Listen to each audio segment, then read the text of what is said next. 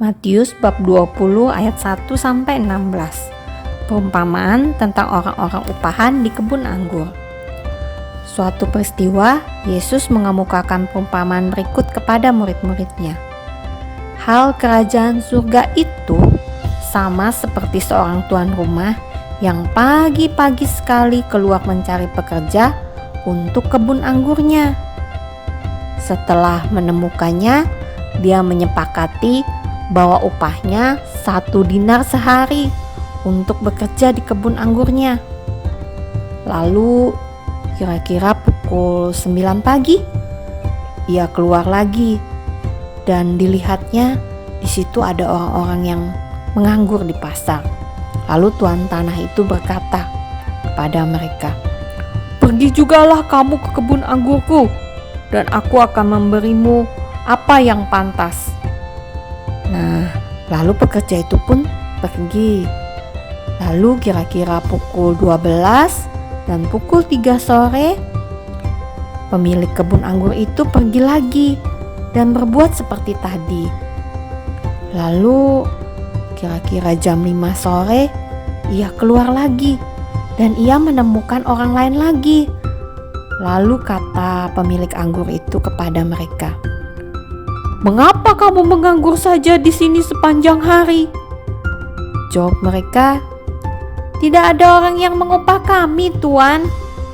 Lalu kata orang itu, "Pergilah juga kamu ke kebun anggurku." Nah, ketika hari sudah malam, berkatalah tuan itu kepada mandor kebunnya, "Panggillah sekalian pekerja itu semuanya dan bayarlah upahnya, mulai dari yang masuk terakhir sampai kepada yang masuk terdahulu." Lalu datanglah mereka, mulai dari yang bekerja kira-kira pukul 5 sore sampai yang pagi. Dan mereka semua masing-masing menerima 1 dinar.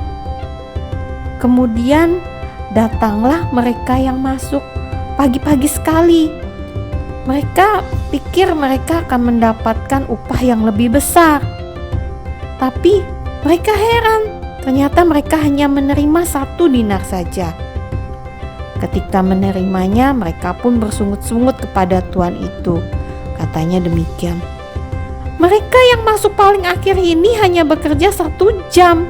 Dan engkau menyamakan mereka dengan kami yang sehari, yang bekerja berat menanggung panas matahari. Kenapa upahnya sama?" Tetapi tuan tanah itu menjawab kepada mereka, "Saudara, aku tidak berlaku tidak adil terhadapmu. Bukankah kita telah sepakat 1 dinar sehari? Ambillah bagianmu dan pergilah. Aku mau memberikan kepada orang yang masuk terakhir ini sama seperti kepadamu. Tidakkah aku bebas menggunakan milikku menurut kehendak hatiku? Atau iri hatikah engkau karena aku ini murah hati?" Nah, demikianlah orang yang terakhir akan menjadi yang terdahulu, dan yang terdahulu akan menjadi yang terakhir. Demikianlah Injil Tuhan.